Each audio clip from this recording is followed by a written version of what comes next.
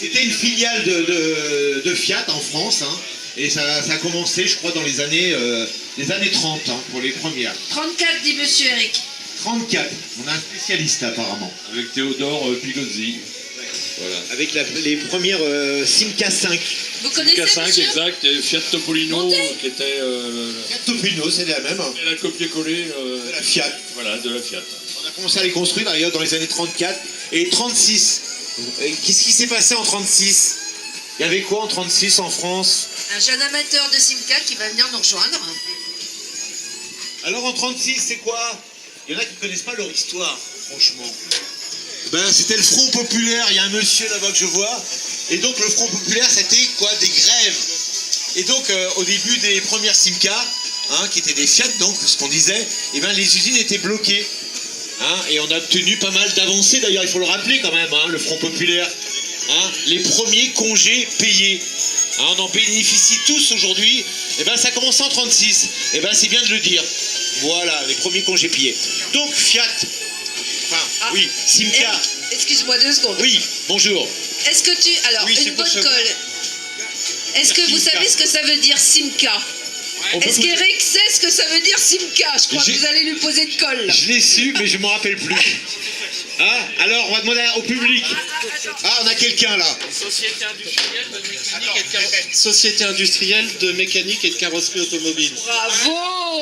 Bravo. Ça, c'est bien. Alors voilà. Merci pour cette anecdote. Hein. Il a trouvé, c'est Parce bien. que moi, je ne m'en rappelais plus, tu vois. Et pourtant, Voilà on une connaît. anecdote sympathique, C'est bien. grâce à monsieur. Ouais, on se connaît, on se connaît.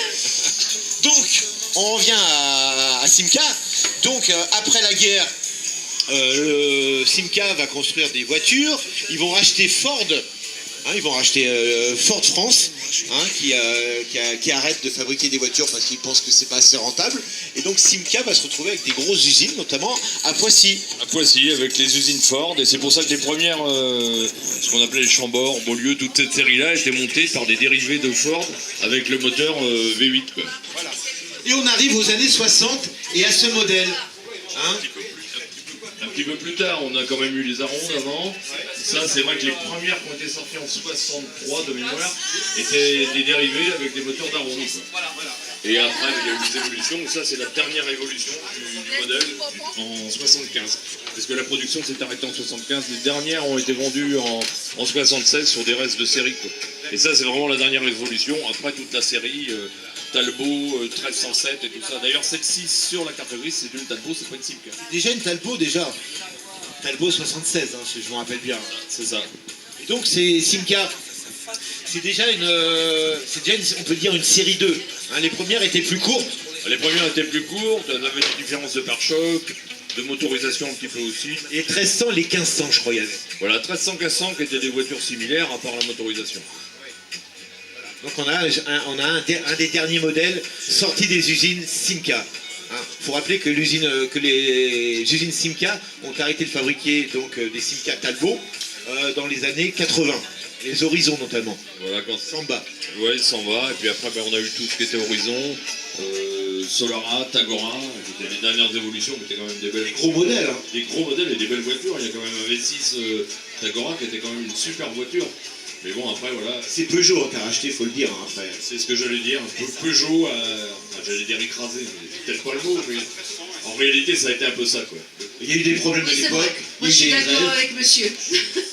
C'est quoi? Moi, j'ai un papa qui travaillait chez Simca et qui n'a jamais accepté leur achat par Peugeot. Ça lui est toujours resté en travers. On peut rappeler aussi que Panhard a été racheté par Citroën. Hein. C'est la loi des... Voilà.